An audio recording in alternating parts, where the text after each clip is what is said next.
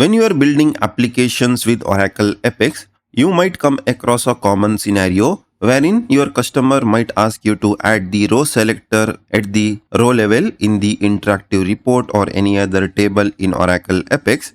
Like here if you see, I have added the row selector in front of each and every row. Also I'm having the select all. Clicking on this will select all the records. Unselecting this will unselect all the records. Also, I can individually select the rows. Its unique identifier or the ID value will be displayed over here. Similar like this, suppose if you have a requirement to develop the cascading interactive report, for example, I will select one of the employees and more information you have to show down, that is under the main interactive report, or if you want to show on the right side, that is up to your business requirement. I can select multiple employees over here, and whatever I have selected, I will be seeing it over here like a cascading interactive report. Also, I will see what values I have selected in one of the page item. You can hide this as well. So we'll see how we can develop this kind of interactive report, that is cascading, as well as how we can add the row selector in front of each and every record in the interactive report in this class. In order to demonstrate this use case, I will be creating a new page. Click on this create page and I will go for interactive report. I will tell over here demo IR row selector. From the table, I will be going for one of the tables. In detail step what we have to follow in order to achieve this use case, I have documented it over here. For demonstration purpose, I am making use of this table which is part of the data set in Oracle Apex, that is select star from EMP. So EMP and department tables are part of the data set. On click of a button, it will be installing all the data as well as creating the table structure in your Apex instance. So I am making use of this particular table. So let me go back to my create page wizard. I will be selecting my table, that is employee table. I will tell add this under the home and keep all the things default and click on create page. Our page has been created. Let's see this in action. Click on this run button. So this is how my interactive report will look like. I have not enabled the form so that we are not getting this edit icon. So this is sufficient for today's use case, that is to show the data. Now we are building the cascading list of value as well. So because of that, we will try to restrict the height of this particular table or the interactive report. In order to restrict the height, we can go to the region over here, or you can go to the page.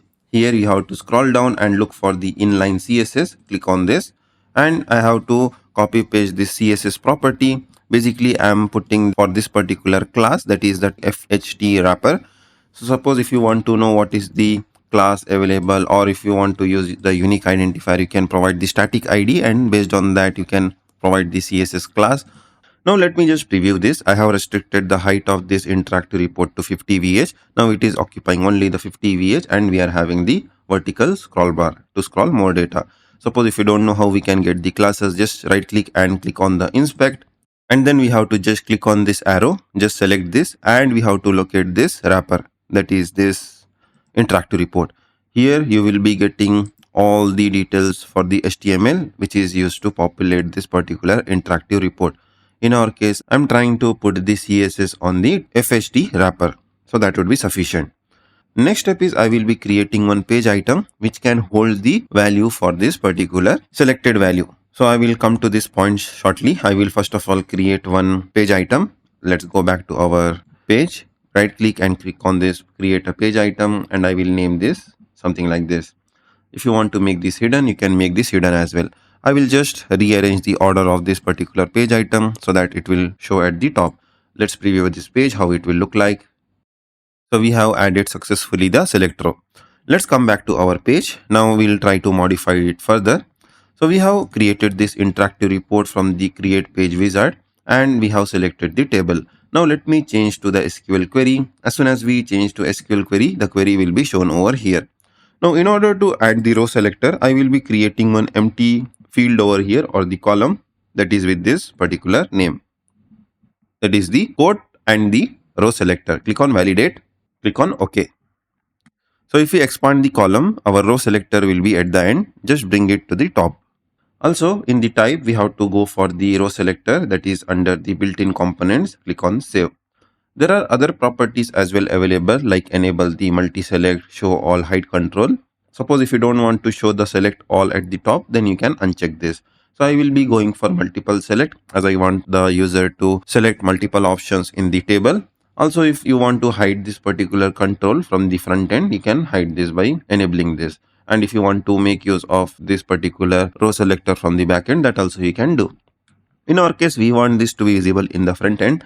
Let me preview this page. Now here if you see, we are having an option where user will be able to select the records. Also user will be able to select or unselect all. Now you might ask, when we select the records, why it is not showing it over here? So this property is part of the row selector field. Now if you scroll down here, there is a page item which says current selection. We have to click on this and select the page item, which can populate the selected records and show on the screen. Click on preview. This time when we select the records, it will be showing the ID of each record. Now here this is the employee record and employee ID is the unique identifier. Here if you see, employee ID is the unique identifier. Whenever we select any record, it is showing the ID at the top.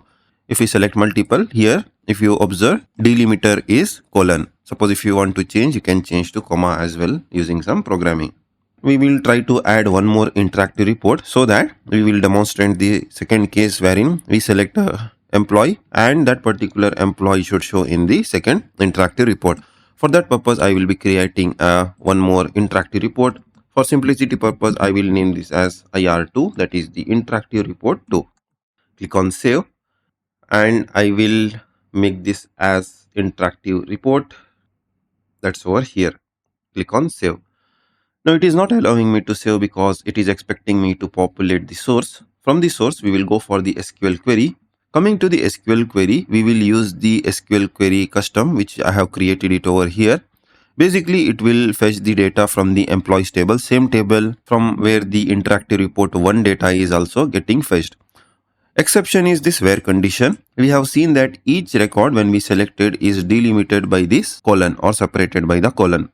And this value is stored in our page item whose value is P8 underscore selected row. So this is the name we had provided. And we are using this query in order to fetch the individual employee record. Now what I will do is I will paste it over here. Click on validate. Just make sure the value what you provide over here matches with the page item in your page. Click on OK. Click on save and let's preview this. If you see, the interactive report 2 has been successfully added at the bottom. If I select something, it is not reflecting over here. Instantaneously when we select, it is not reflecting because the Apex pages are rendered from the backend, not at the UI layer, like the Oracle Visual Builder. So every computation will happen at the backend. Suppose if you are changing something at the front end, we have to manually instruct the Oracle database, that is again to process the data and show the data on the screen. In order to achieve this, I have mentioned the steps over here. In the second interactive report, we have to select the page items to submit is the page item which we created it over here. Now here if you just search with page items to submit, here we have to select the selected row. So this is the source. Under source there is this page items to submit. We are telling selected row is the one which will make this page items to submit. Next what we will do is we will come to the selected row, right click and create a dynamic action. I will tell over here refresh IR2. Basically, I am telling whenever there is a change in the selected row, it will make the interactive report 2 region to refresh. So in detail step, I have mentioned it over here. We have to right click on the page item and we have to create a dynamic action. From the selected item, what we have to do is we have to select selected row. If you are right clicking it over here, it will automatically take these things. Suppose if you are creating manually in the dynamic action section, then you have to do it manually. Suppose if this is true, then what I am telling is I want to refresh the section, that is the region. Region is demo IR row selector. Sorry, it is the IR2. So whenever there is a change in this value, it should refresh the second interactive report. Let's now preview this page. Click on this preview. Scroll down. Let me select one of the employee. As soon as I click, it is refreshing the data and showing it over here in the second interactive report. It is submitting the page as soon as the value changes it over here. Now if I select one more employee, let me select Miller, his value will be available over here. Similarly, if I click on James, then James value will be over here.